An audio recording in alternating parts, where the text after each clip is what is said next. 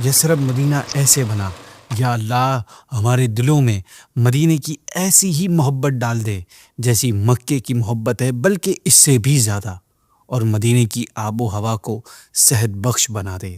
السلام علیکم ورحمۃ اللہ وبرکاتہ۔ ناظرین، لاسٹ ایپیسوڈ میں ہم نے پیارے آقا صلی اللہ علیہ وسلم کے مکے سے ہجرت کر کے قباء تک پہنچنے کے بارے میں سن لیا تھا، جس کے بعد سے آپ صلی اللہ علیہ وسلم کی مدنی زندگی کا آغاز ہوا۔ اس ایپیسوڈ میں ہم پیارے آقا صلی اللہ علیہ وسلم کے ہجرت کے پہلے سال کے حالات کے بارے میں جانیں گے۔ ناظرین، قباء میں سب سے پہلا کام ایک مسجد کی تعمیر تھی۔ اس مقصد کے لیے آپ صلی اللہ علیہ وسلم نے حضرت کلثوم بن ہدم رضی اللہ تعالیٰ عنہ کی ایک زمین کو پسند فرمایا۔ اس زمین پر آپ صلی اللہ علیہ وسلم نے اپنے مقدس ہاتھوں سے ایک مسجد کی بنیاد ڈالی۔ یہی وہ مسجد ہے جو آج بھی مسجد قباء کے نام سے مشہور ہے۔ اس مبارک مسجد کی تعمیر میں صحابہ کرام کے ساتھ ساتھ خود پیارے آقا صلی اللہ علیہ وسلم بھی اپنے ہاتھ مبارک سے اتنے بڑے بڑے پتھر اٹھا رہے تھے کہ ان کے وزن سے آپ کا جسم جھک جاتا تھا۔ یہ دیکھ کر اگر آپ کے جانثار صحابہ میں سے کوئی عرض کرتا کہ یا رسول اللہ صلی اللہ علیہ وسلم، آپ پر ہمارے ماں باپ قربان ہو جائیں، آپ چھوڑ دیجئے، ہم اٹھائیں گے، تو آپ ان کے دل جوئی کے لیے پتھر چھوڑ دیتے، مگر پھر اسی وزن کا دوسرا پتھر اٹھا لیتے تھے اور خود ہی لا کر عمارت میں اسے لگاتے۔ 14 یا 24 ڈیز میں جا کر مسجد قباء کی تعمیر فرما کر آپ صلی اللہ علیہ وسلم جمعے کے دن قباء سے شہر مدینہ کی طرف روانہ ہوئے۔ راستے میں قبیلہ بنی سالم کی مسجد میں آپ صلی اللہ علیہ وسلم نے پہلا جمعہ ادا فرمایا۔ جس مسجد میں آپ صلی اللہ علیہ وسلم نے جمعہ ادا فرمایا وہ آج بھی مسجد الجمعہ کے نام سے مشہور ہے۔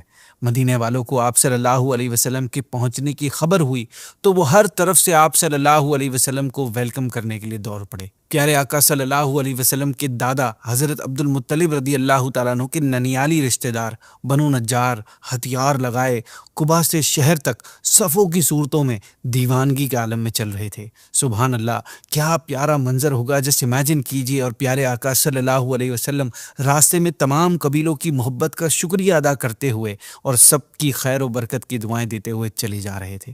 جب شہر مدینہ قریب آ گیا تو مدینے والوں کے جذبات کا یہ عالم تھا کہ خواتین باپردہ حالت میں اپنے اپنے مکانوں کی چھتوں پر چڑھ گئیں اور پھر اہل مدینہ استقبالیہ اشعار پڑھنے لگے، یعنی ویلکم والے انداز میں کہنے لگے، طلع البدر علینا من ثنیات الوداع وجب الشکر علینا ما دعا للہ داعی۔ ان اشعار کا ترجمہ یہ ہے کہ ہم پر 14ویں کا چاند طلوع ہو گیا ہے، ثنیۃ الوداع یعنی وداع کی گھاٹیوں سے ہم پر خدا کا شکر واجب ہے، جب تک اللہ سے دعا مانگنے والے مانگتے رہیں۔ اسی طرح اہل مدینہ خصوصاً بنو نجار کی ننھی ننھی بچیاں بھی آپ صلی اللہ علیہ وسلم کے مدینہ آنے کی خوشی میں جھوم جھوم کر اشعار پڑھ رہی تھیں کہ جن کا ترجمہ ہے، ہم خاندان بنو نجار کی بچیاں ہیں، واہ کیا خوب ہوا کہ حضرت محمد صلی اللہ علیہ وسلم ہمارے پڑوسی ہو گئے۔ پیارے آقا صلی اللہ علیہ وسلم نے ان بچیوں کو اپنے لیے بے پناہ محبت دیکھ کر پوچھا کہ اے بچیوں، کیا تم مجھ سے محبت کرتی ہو؟ تو بچیوں نے ایک زبان ہو کر کہا، جی ہاں جی ہاں۔ یہ سن کر پیارے آقا صلی اللہ علیہ وسلم نے خوش ہو کر مسکراتے ہوئے فرمایا کہ میں بھی تم سے بہت پیار کرتا ہوں۔ ناظرین، چھوٹے چھوٹے لڑکے اور غلام جمع ہو کر خوشی کے مارے مدینے کی گلیوں میں پیارے آقا صلی اللہ علیہ وسلم کی آمد کا نعرہ لگاتے ہوئے دوڑتے پھر رہے تھے۔ صحابی رسول حضرت برا بن عازب رضی اللہ تعالیٰ عنہ فرماتے ہیں کہ جو خوشی اور نورانی تجلیات پیارے آقا صلی اللہ علیہ وسلم کے مدینے میں تشریف لانے کے دن ظاہر ہوئی وہ نہ اس سے پہلے کبھی ظاہر ہوئیں نہ اس کے بعد۔ ناظرین، مدینے والوں کے تمام قبیلے جو راستے میں تھے انتہائی خوشی کے ساتھ پیارے آقا صلی اللہ علیہ وسلم کی اونٹنی کی رسی کو تھام کر آپ صلی اللہ علیہ وسلم سے ریکویسٹ کر رہے تھے کہ یا رسول اللہ، آپ ہمارے گھروں پر ٹھہریں، آپ ہمارے گھر پہ رہیں، ہمیں یہ سعادت عطا فرمائیں۔ مگر آپ صلی اللہ علیہ وسلم ان سب سے یہی فرما رہے تھے کہ میری اونٹنی کی رسی چھوڑ دو، جس جگہ خدا کو منظور ہوگا اسی جگہ میری اونٹنی بیٹھ جائے گی۔ چنانچہ جس جگہ آج مسجد نبوی ہے اس کے پاس ہی صحابی رسول حضرت ابو ایوب انصاری رضی اللہ تعالیٰ عنہ کا مکان تھا اسی جگہ آپ صلی اللہ علیہ وسلم کی اونٹنی بیٹھ گئی، اور پھر حضرت ایوب انصاری رضی اللہ تعالیٰ عنہ آپ کی اجازت سے آپ کا سامان اٹھا کر اپنے گھر میں لے گئے، اور پیارے آقا صلی اللہ علیہ وسلم پھر آپ کے مکان پر ہی ٹھہرے۔ آپ رضی اللہ عنہ نے پیارے آقا کو اوپر کا فلور پیش کیا، مگر آپ صلی اللہ علیہ وسلم نے ملاقاتیوں کی یعنی ملنے والوں کی آسانی کا خیال فرماتے ہوئے نیچے کا فلور پسند فرمایا۔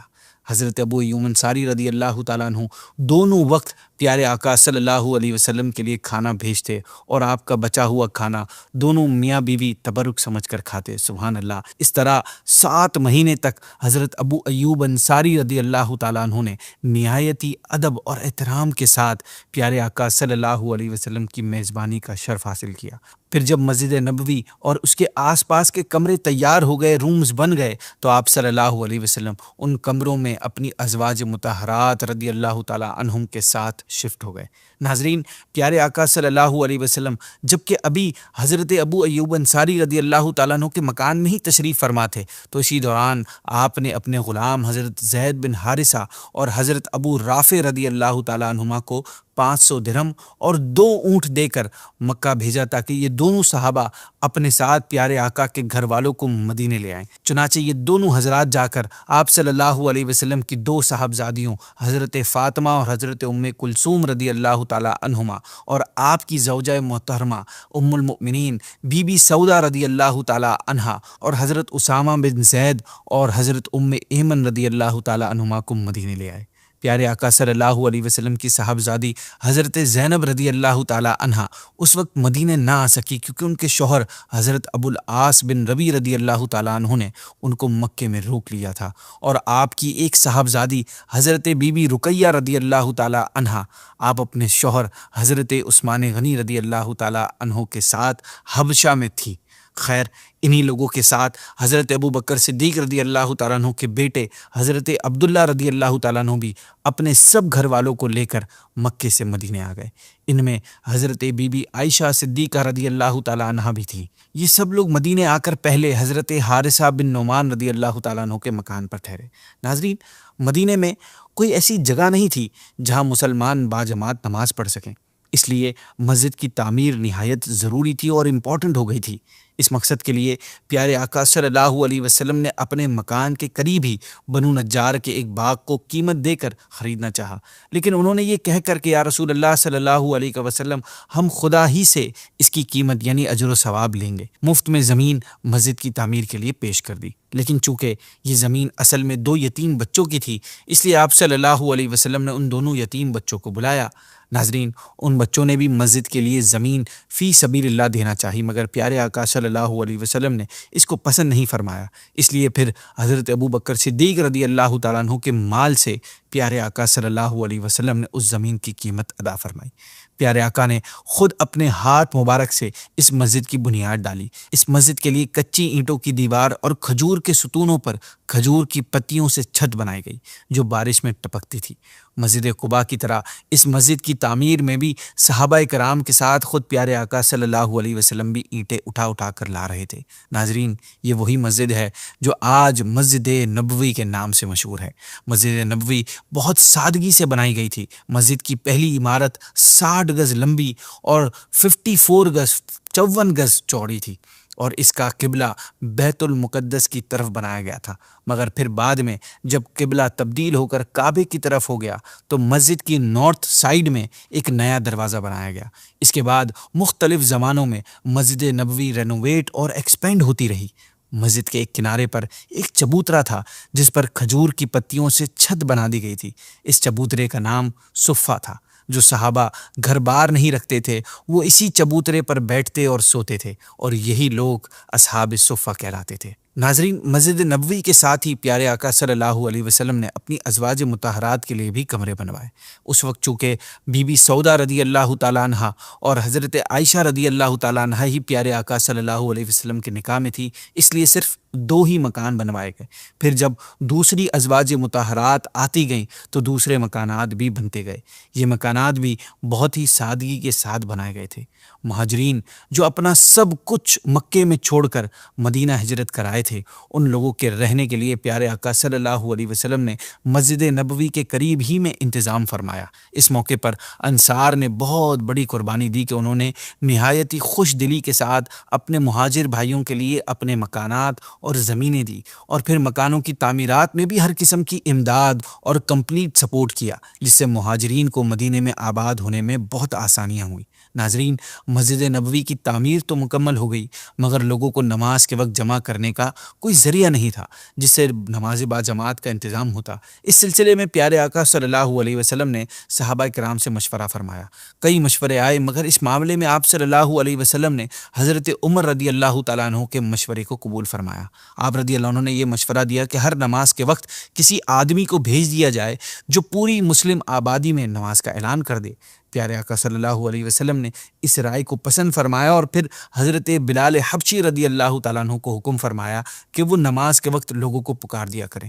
چنانچہ پھر وہ الصلاۃ جامعہ کہہ کر پانچوں نمازوں کے وقت اعلان کرتے تھے۔ یہ طریقہ جاری تھا کہ اسی دوران ایک صحابی رسول حضرت عبداللہ بن زید انصاری رضی اللہ تعالیٰ عنہ نے خواب میں دیکھا کہ اذان کے موجودہ الفاظ کوئی سنا رہا ہے۔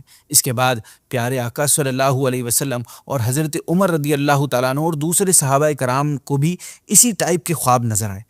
آپ صلی اللہ علیہ وسلم نے اس کو اللہ پاک کی طرف سے ایک پیغام سمجھ کر قبول فرما لیا، اور پھر حضرت عبداللہ بن زید رضی اللہ تعالیٰ عنہ کو حکم دیا کہ وہ حضرت بلال رضی اللہ تعالیٰ عنہ کا اذان کے کلمات سکھا دیں، انہیں یاد کروا دیں، کیونکہ حضرت بلال رضی اللہ تعالیٰ عنہ ان سے زیادہ بلند آواز تھے۔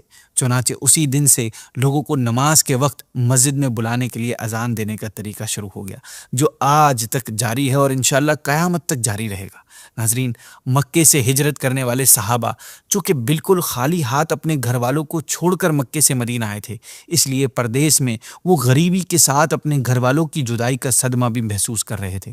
اس میں کوئی شک نہیں کہ انصار نے ان مہاجرین کی مہمان نوازی اور دل جوئی میں کوئی کسر نہیں چھوڑی، لیکن مہاجرین دیر تک دوسروں کے سہارے زندگی گزارنا پسند نہیں کرتے تھے، کیونکہ وہ لوگ ہمیشہ سے اپنے ہاتھوں کی کمائی کھانے کے عادی تھے۔ اس سب سیناریو کو سامنے رکھتے ہوئے اس بات کی ضرورت تھی کہ مہاجرین کی پریشانی کو دور کرنے اور ان کے لیے کوئی پراپر روزگار کے لیے کوئی انتظام کیا جائے۔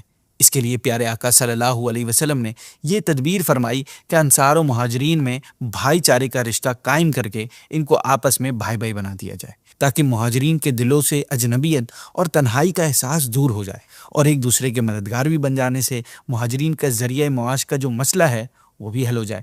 چنانچہ مسجد نبوی کی تعمیر کے بعد ایک دن پیارے آقا صلی اللہ علیہ وسلم نے حضرت انس بن مالک رضی اللہ تعالیٰ عنہ کے مکان میں انصار اور مہاجرین کو جمع فرمایا۔ اس وقت تک مہاجرین کی تعداد 50 کے قریب تھی۔ آپ صلی اللہ علیہ وسلم نے انصار کو ایڈریس کر کے فرمایا کہ یہ مہاجرین تمہارے بھائی ہیں۔ پھر آپ صلی اللہ علیہ وسلم مہاجرین اور انصار میں سے دو شخص کو بلا کر فرماتے گئے کہ یہ اور تم بھائی بھائی ہو۔ پیارے آقا صلی اللہ علیہ وسلم کے ارشاد فرماتے ہی یہ بھائی چارے کا رشتہ بالکل حقیقی بھائیوں جیسا رشتہ بن گیا۔ چنانچہ انصار نے مہاجرین کو ساتھ لے جا کر اپنے گھر کی ایک ایک چیز سامنے لا کر رکھ دی اور کہہ دیا کہ آپ ہمارے بھائی ہیں، اس لیے ان سب سامانوں میں آدھا آپ کا ہے اور آدھا ہمارا ہے۔ اس میں کسی قسم کا کوئی شک نہیں کہ انصار کی یہ قربانی ایک ایسا کارنامہ ہے کہ دنیا میں اس کی مثال مشکل سے ہی ملے گی، مگر مہاجرین نے جو کیا وہ بھی ایک لاجواب کارنامہ تھا۔ انصاری صحابی حضرت سعد بن ربی رضی اللہ تعالیٰ عنہ نے جب حضرت عبد الرحمن بن عوف رضی اللہ تعالیٰ عنہ کے سامنے چیزیں پیش کی تو آپ رضی اللہ عنہ نے شکریہ کے ساتھ یہ کہا کہ اللہ پاک یہ سب مال و سامان آپ کو مبارک فرمائے، مجھے آپ صرف مدینے کے بازار کا راستہ بتا دیجیے۔ چنانچہ انہوں نے آپ رضی اللہ عنہ کو مدینے کے مشہور بازار قینقاع کا راستہ بتا دیا۔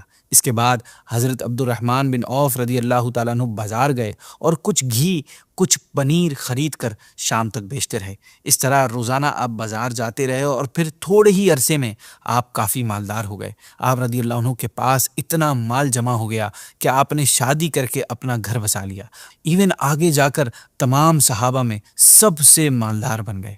ناظرین، حضرت عبد الرحمن بن عوف رضی اللہ عنہ کی طرح دوسرے مہاجرین نے بھی دکانیں کھول لی۔ حضرت ابو بکر صدیق رضی اللہ تعالیٰ عنہ کپڑے کی تجارت کرتے تھے۔ حضرت عثمان غنی رضی اللہ تعالیٰ عنہ تینکا کے بازار میں کھجوروں کی تجارت کرنے لگے۔ حضرت عمر رضی اللہ تعالیٰ عنہ بھی تجارت میں مشغول ہو گئے تھے۔ دوسرے مہاجرین نے بھی چھوٹی بڑی تجارت شروع کر دی۔ ان شارٹ یہ کہ مہاجرین کے لیے انصار کا گھر مستقل مہمان کھانا تھا، مگر مہاجرین زیادہ دنوں تک انصار پر بوجھ نہیں بنے، بلکہ اپنی محنت، اپنی لگن اور کوششوں سے بہت جلد اپنے پاؤں پر کھڑے ہو گئے۔ سبحان اللہ، یہ تو وہی بھائی چارے کا معاہدہ تھا جو انصار اور مہاجرین کے درمیان ہوا۔ اس کے علاوہ ایک خاص عقد مواخات مہاجرین کے درمیان بھی ہوا، جس میں پیارے آقا صلی اللہ علیہ وسلم نے ایک مہاجر کو دوسرے مہاجر کا بھائی بنا دیا۔ چنانچہ حضرت ابو بکر صدیق اور حضرت عمر رضی اللہ تعالیٰ عنہما اور حضرت طلحہ اور حضرت زبیر رضی اللہ تعالیٰ عنہما اور اسی طرح حضرت عثمان غنی اور حضرت عبد الرحمن بن عوف رضی اللہ تعالیٰ عنہما کے درمیان جب بھائی چارہ ہو گیا تو مولا علی رضی اللہ تعالیٰ عنہ نے پیارے آقا صلی اللہ علیہ وسلم سے عرض کی کہ یا رسول اللہ صلی اللہ علیہ وسلم، آپ نے اپنے صحابہ کو ایک دوسرے کا بھائی بنا دیا، لیکن مجھے آپ نے کسی کا بھائی نہیں بنایا، آخر میرا بھائی کون ہے؟ تو پیارے آقا صلی اللہ علیہ وسلم نے کمال کی بات ارشاد فرمائی کہ انت اخی فی الدنیا والآخرہ، یعنی اے علی، تم دنیا و آخرت میں میرے بھائی ہو۔ ناظرین، مدینے میں انصار کے علاوہ بہت سے یہودی بھی آباد تھے۔ ان یہودیوں کے 3 قبیلے بنو قینقاع، بنو نذیر اور بنو قریظہ، یہ مدینے کے آؤٹ سکرٹس میں آباد تھے، یعنی سائٹس پہ آباد تھے، اور یہ نہایت مضبوط محلوں اور قلعے بنا کر ان میں رہتے تھے۔ ہجرت سے پہلے یہودی اور انصار میں ہمیشہ اختلاف رہتا تھا، اور اختلاف اب بھی موجود تھا، اور انصار کے دونوں قبیلے اوس اور خزرج بہت کمزور ہو چکے تھے، کیونکہ مشہور لڑائی جنگ بعاث میں ان دونوں قبیلوں کے بڑے بڑے سردار اور بہادر آپس میں لڑ کر قتل ہو چکے تھے، اور یہودی ہمیشہ اس قسم کی چالوں میں لگے رہتے تھے کہ انصار کے یہ دونوں قبیلے ہمیشہ ٹکراتے رہیں اور کبھی ایک نہ ہونے پائیں۔ ان ریزنز کی بنا پر پیارے آقا صلی اللہ علیہ وسلم نے یہودیوں اور مسلمانوں کے آئندہ تعلقات کے بارے میں ایک معاہدے کی ضرورت محسوس فرمائی، تاکہ دونوں مدینے میں امن و سکون کے ساتھ رہیں اور آپس میں کوئی ٹکراؤ نہ ہو۔ چنانچہ آپ صلی اللہ علیہ وسلم نے انصار اور یہودیوں کو بلا کر ایک ایگریمنٹ کا ایک ڈاکومنٹ لکھوایا، جس پر انصار اور یہودی دونوں نے دستخط کیے۔ اس ایگریمنٹ میں کئی پوائنٹس تھے، جن میں سے کچھ یہ تھے کہ نمبر 1، خون بہا، یعنی جان کے بدلے جو مال دیا جاتا ہے، اور فدیہ جو قیدی کو چھڑانے کے بدلے جو رقم دی جاتی ہے، ان دونوں کا جو طریقہ پہلے سے چلا آتا تھا وہ اب بھی قائم رہے گا انصار اور یہودیوں کے درمیان۔ نمبر 2، اگر مدینے پر کوئی اٹیک کرے گا، کوئی حملہ آور ہوگا، تو دونوں مل کر حملہ آور کا مقابلہ کریں گے۔ نمبر 3، انصار اور یہودیوں میں سے کوئی بھی قریش اور ان کے سپورٹرز کو پناہ نہیں دے گا۔ اسی طرح اور بھی کئی پوائنٹس تھے اس ایگریمنٹ میں۔ اس ایگریمنٹ کی وجہ سے مسلمان اور یہودیوں کے درمیان کچھ ٹائم کے لیے لڑائی جھگڑے اور اختلافات تھم گئے، اور مدینے میں امن و سکون کی فضا قائم ہو گئی۔ ناظرین، ہجرت کے پہلے سال ہی ایک اور اہم معاملہ ہوا تھا، وہ یہ کہ اب تک فرض نمازوں میں صرف 2 ہی رکعتیں تھیں، مگر ہجرت کے فرسٹ ایئر میں ہی جب پیارے آقا صلی اللہ علیہ وسلم مدینے تشریف لائے تو ظہر، عصر اور عشاء، ان 3 نمازوں میں 4 رکعتیں فرض ہو گئی۔ یہ پہلی ہجری کے مشہور واقعات اور حالات جو ہم نے ابھی آپ سے ڈسکس کیے۔ نیکسٹ ایپیسوڈ میں ہم انشاءاللہ مسلمانوں کے اور کافروں کے درمیان جو بڑی بڑی جنگیں ہوئی ہیں اس کے بارے میں جانیں گے۔ اگر ابھی تک آپ نے ہمارے یوٹیوب چینل کو سبسکرائب نہیں کیا تو میں آپ سے ریکویسٹ کروں گا کہ ہمارے یوٹیوب چینل کو سبسکرائب کریں۔ نیکسٹ ایپیسوڈ میں ملتے ہیں۔ السلام علیکم ورحمۃ اللہ وبرکاتہ۔